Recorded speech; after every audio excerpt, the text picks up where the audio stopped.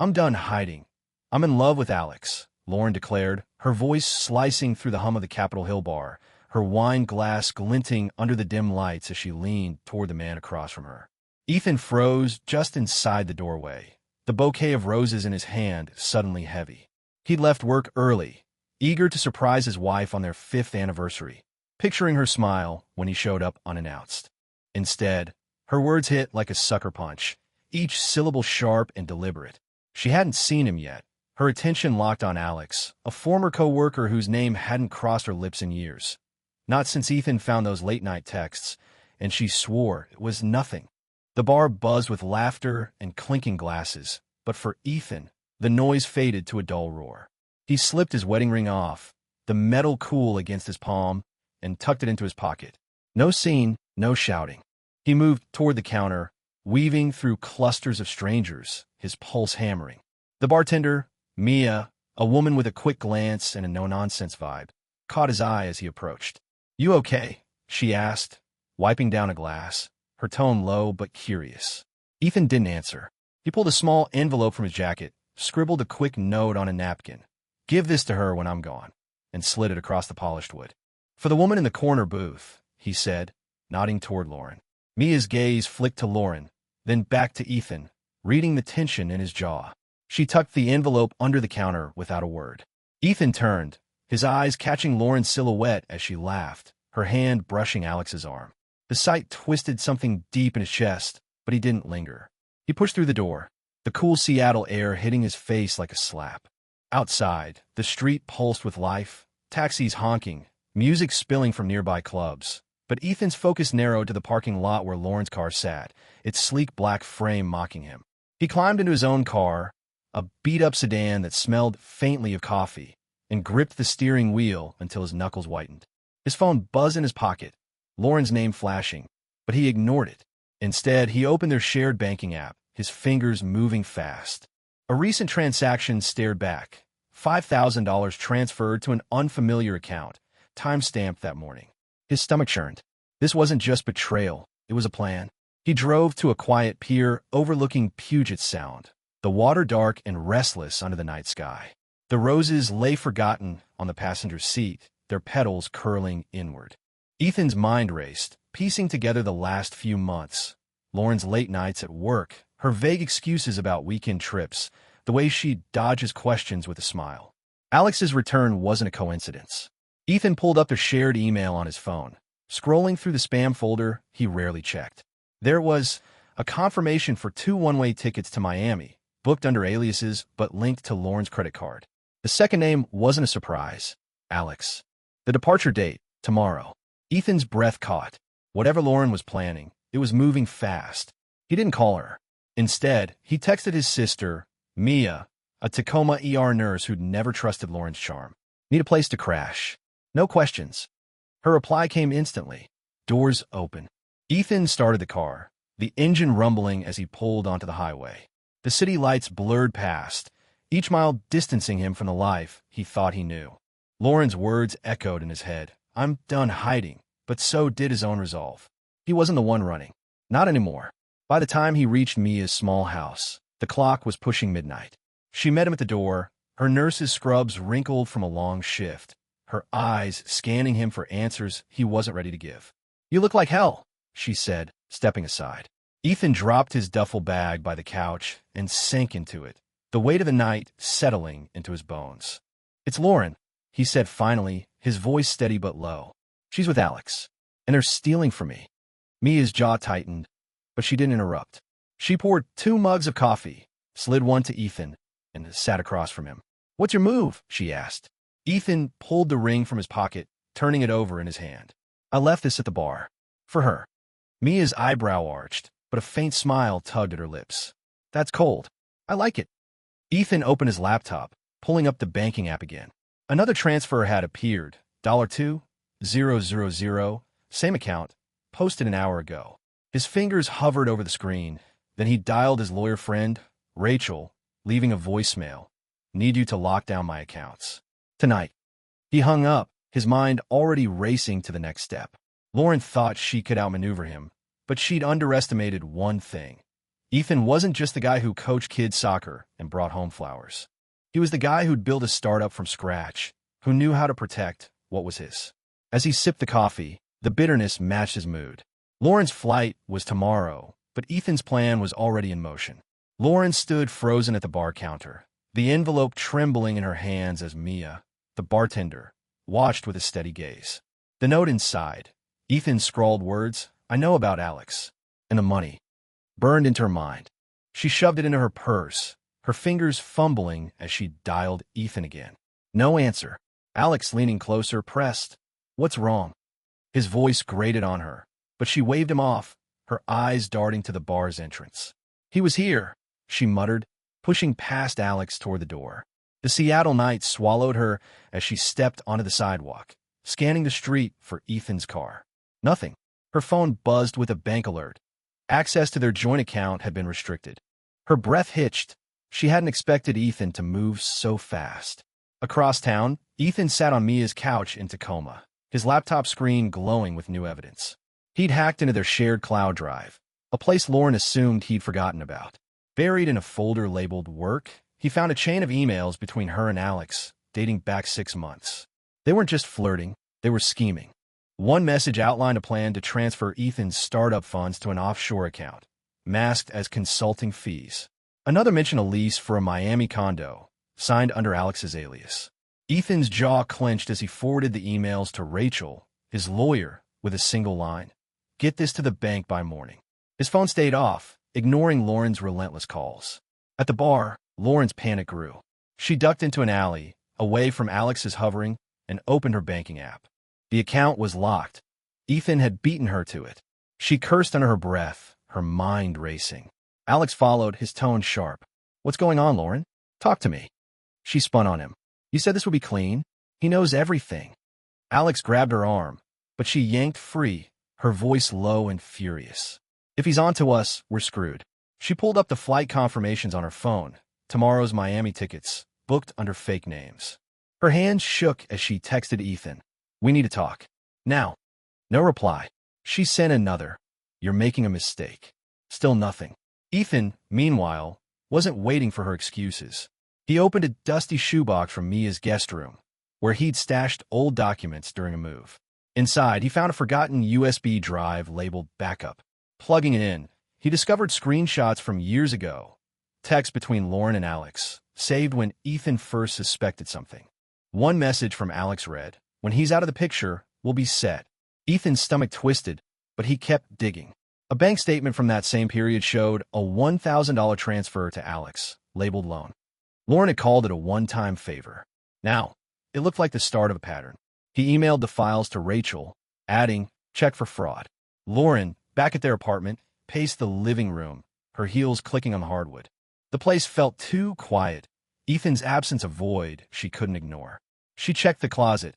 His laptop was gone, but a single rose lay on the bed, its stem snapped.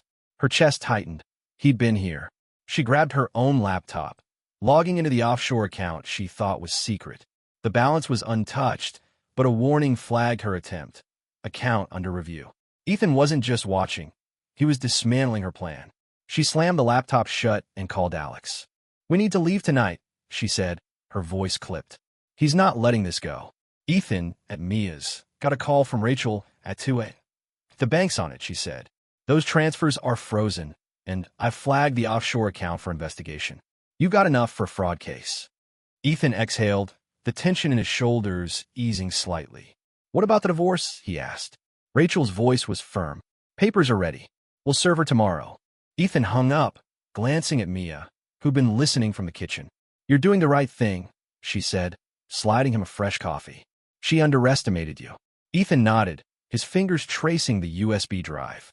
He wasn't just protecting his money, he was reclaiming his life. Lauren, now at a boutique hotel downtown, checked in under her alias, her bag stuffed with cash she'd pulled from a safe deposit box.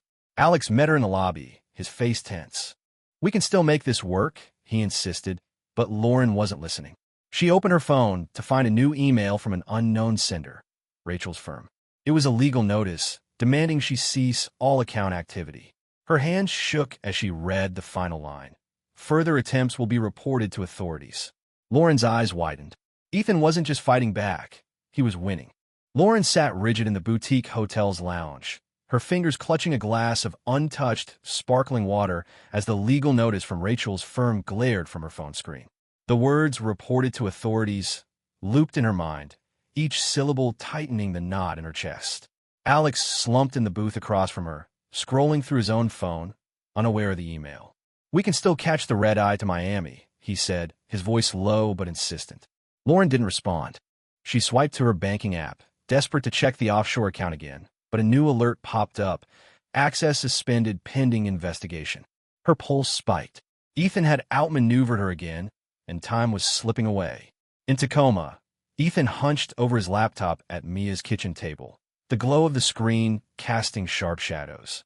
Rachel's latest email confirmed the bank had traced the unauthorized transfers to Alex's alias, linking them to a shell company in Miami. Ethan's fingers flew across the keyboard, pulling up a forgotten cloud folder labeled taxes. Inside, he found a scanned receipt for a safe deposit box in Lauren's name, opened 3 months ago. His jaw tightened. He hadn't known about it. He texted Rachel, "Check downtown KeyBank for a safe deposit box under Lauren's name." Rachel replied instantly, "On it. Stay put." Ethan leaned back, his mind racing. Lauren wasn't just leaving him. She was trying to take everything he'd built. At the hotel, Lauren's phone buzzed with a text from an unknown number. "Meet me at the pier. 3 a.m. We need to talk." Eh? She stared at it, her breath shallow. Alex noticed her tension and leaned forward. "What now?" he asked, his tone sharp. Lauren shoved the phone into her purse. "Nothing," she snapped, standing abruptly. "I need air." She grabbed her bag, the weight of the cash inside pulling at her shoulder, and slipped out to the hotel's parking lot. The Seattle night was damp, the distant hum of traffic mixing with her racing thoughts. She didn't trust Ethan's text. It felt like a trap, but ignoring it wasn't an option. She drove to the pier, her hands gripping the wheel, eyes scanning for his car. Ethan, meanwhile, wasn't at the pier. He'd sent a text from a burner app Rachel had suggested, a move to buy time. He drove to KeyBank's downtown branch, where Rachel had pulled strings to get after-hours access. The bank manager, a stern woman with a clipped voice, led Ethan to the vault. "Your wife's box required both your signatures," she said, unlocking it. Inside were stacks of cash, a flash drive, and a notarized document transferring half of Ethan's startup shares to Alex's alias. Ethan's stomach churned. This wasn't just theft. It was sabotage. He handed the document to Rachel, who joined him. "This is enough to bury them," she said, slipping it into her briefcase. Ethan nodded, his resolve hardening. "Do it." Lauren arrived at the empty pier, the water lapping against the docks under a moonless sky. No Ethan, no car. Her phone buzzed again, another text from the unknown number. "Check your email." Her hand shook as she opened a new message from Rachel's firm, detailing the frozen accounts and the safe deposit box seizure. Attached was a photo of the document she'd hidden, now in Ethan's possession. Lauren's knees buckled. She dialed Alex, her voice trembling. "He's got everything. The box, the shares, all of it." Alex cursed through the phone. "Get back here. We need to move now." Lauren hung up, her mind spinning. Ethan wasn't just fighting back. He was dismantling her entire plan. Back at Mia's, Ethan's phone lit up with a voicemail from the bank manager. The flash drive contained encrypted files, likely more evidence of Alex's shell company. Ethan forwarded it to Rachel, who was already drafting a fraud complaint. Mia, pouring fresh coffee, caught his eye. "You're playing chess while they're playing checkers," she said, a proud edge to her voice. Ethan didn't smile. He opened his laptop again, pulling up Lauren's social media. A new post from an hour ago showed her at the hotel lounge, tagged with Alex. The caption, "New Beginnings." Ethan's fingers hovered over the keyboard. Then he closed the laptop. He didn't need to confront her. She was already unraveling. Lauren sped back to the hotel, her car swerving through late-night traffic. In the lobby, Alex waited, his bag packed. "We take what's left and go," he said, holding up 2 new flight confirmations, booked with cash. Lauren hesitated, her eyes darting to the exit. For the first time, doubt crept in. "What if he's not done?" she whispered. Alex grabbed her arm, his grip tight. "Then we make sure he regrets it." Lauren pulled free, her mind racing. Ethan's moves were precise, calculated, and she was starting to realize she'd underestimated him. As they headed to the airport, Her phone buzzed again. No sender, just one line. You can run, but you can't hide. Lauren's hands trembled as she gripped the steering wheel, speeding towards Seattle-Tacoma International Airport with Alex in the passenger seat. The text, "You can run, but you can't hide," burned in her mind, its anonymous sender unmistakably Ethan. The dashboard clock read 4:17 a.m. Their new Miami flight, booked with the last of their cash, was boarding in an hour. Alex scrolled through his phone, muttering about backup plans, but his voice grated on her. She glanced at him, his jaw set, oblivious to the weight of their unraveling scheme. "This better work," she snapped, weaving through early morning traffic. Her phone buzzed with another bank alert. The offshore account was now under federal review. Her stomach lurched. Ethan's reach was closing in. In Tacoma, Ethan sat at Mia's kitchen table, his laptop open to a live feed from a security app linked to their apartment's front door camera. Rachel had sent a courier to serve Lauren divorce papers, but the footage showed no one home. Ethan's fingers tapped the table as he opened the encrypted files from the safe deposit box flash drive, cracked by a tech friend from his startup days. The files revealed a detailed ledger, transfers from Ethan's business account funneled through Alex's shell company, disguised as vendor payments. One entry listed a $10,000 consulting fee dated 2 weeks ago. Ethan's pulse quickened. He'd been funding their escape without knowing. He emailed the ledger to Rachel with a note. "File this with the fraud case. Now." At the airport, Lauren and Alex rushed through security, their carry-on stuffed with what little they'd salvaged. Lauren's phone vibrated again.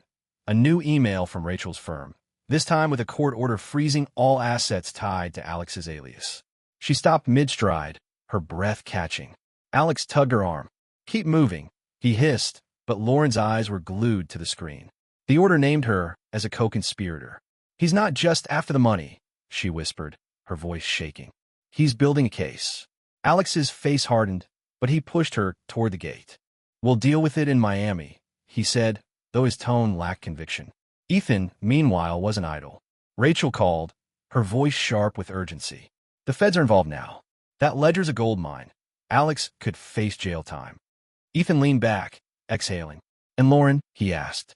Rachel paused. "She's complicit, but we need more to tie her directly. Keep digging." Ethan opened a tracking app he'd installed on Lauren's phone months ago, after her work trips started piling up. The signal pinged at SeaTac Airport, moving toward the departure gates. He texted Rachel, "They're at the airport. Miami flight." Rachel replied instantly, "I'll alert the authorities. Stay out of it." Lauren reached the gate, her heart pounding as she handed over her boarding pass. The agent scanned it, then frowned, tapping her screen. "Ma'am, can you step aside?" she said, signaling a security officer. Lauren's mouth went dry. Alex, already through, turned back, his eyes narrowing. "What's the hold-up?" he demanded. The officer approached, holding a tablet. "Ms. Lauren Carter? We need to speak with you about a financial investigation." Lauren's bag slipped from her shoulder, hitting the floor with a thud. Alex backed away, blending into the crowd, his own boarding pass still in hand. "You're on your own," he muttered, disappearing toward the gate. Ethan's phone buzzed with a call from Rachel. "They detained Lauren at the airport," she said. Alex slipped through, "but we've got enough to track him." Ethan stood, pacing Mia's small kitchen. "What happens now?" he asked. Rachel's voice was steady. Lauren's facing questioning. "The feds have the ledger and the court order. She's not getting on that flight." Ethan nodded, his mind shifting to the startup he'd poured years into. He opened his business account, still intact, thanks to Rachel's quick work. A weight lifted, but not entirely. Lauren's betrayal wasn't just personal. It was a calculated attack on his future. Lauren sat in a sterile airport office, her wrists cuffed to a table as a federal agent laid out the ledger's details. "These transfers, your name's on them," the agent said, sliding a printout across. Lauren's eyes darted to the page, then away. "I didn't know what Alex was doing," she lied, her voice cracking. The agent leaned forward. "Your husband's evidence says otherwise." Lauren's head snapped up at husband, the word a reminder of the ring she'd left behind at the bar. She thought Ethan was the weak link, but now she was the one trapped. Back at Mia's, Ethan packed his duffel bag, ready to head to his sister's guest room for the night. Mia watched, arms crossed. "You're handling this better than I would," she said. Ethan shrugged, zipping the bag. "I'm not handling it. I'm ending it." His phone pinged. A news alert about a financial fraud sting at SeaTac. Lauren's name wasn't mentioned, but Ethan knew. He turned off the screen and looked at Mia. She thought she could take everything, he said. She was wrong. Ethan stood on the edge of a Tacoma soccer field, whistle around his neck, as kids darted after a ball under the morning sun. His phone, tucked in his jacket, stayed silent. No more frantic texts from Lauren, no alerts from Rachel. 3 days had passed since Lauren's detention at SeaTac Airport, and the pieces of Ethan's life were settling into a new shape. He'd moved into Mia's guest room, his startup funds secured, and Rachel's latest call confirmed the divorce papers were filed. Lauren hadn't contested them. Ethan blew the whistle, signaling a play, his focus sharp despite the weight of the week. A kid waved at him, grinning, and Ethan waved back, a flicker of warmth cutting through his guarded calm. At a federal holding facility in Seattle, Lauren sat across from her court-appointed lawyer, a stack of documents between them. The ledger from the safe deposit box, now in federal hands, detailed every transfer she'd funneled to Alex's shell company.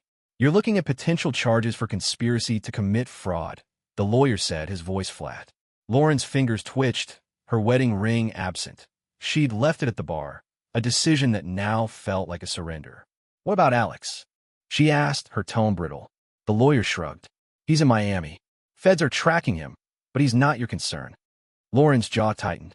Alex had abandoned her at the airport, boarding the flight while she faced the consequences alone. Ethan, finishing the soccer practice, drove to a quiet cafe near Puget Sound to meet Rachel. She slid a folder across the table, her expression triumphant. "The feds seized the offshore account," she said. "Your startup's safe?" And Lauren's cut off. "She's cooperating to reduce charges." Ethan flipped through the folder, bank statements, the fraud complaint, and a signed agreement from Lauren relinquishing any claim to his assets. He exhaled, the final knot in his chest loosening. "And the shares?" he asked. Rachel nodded. "Yours."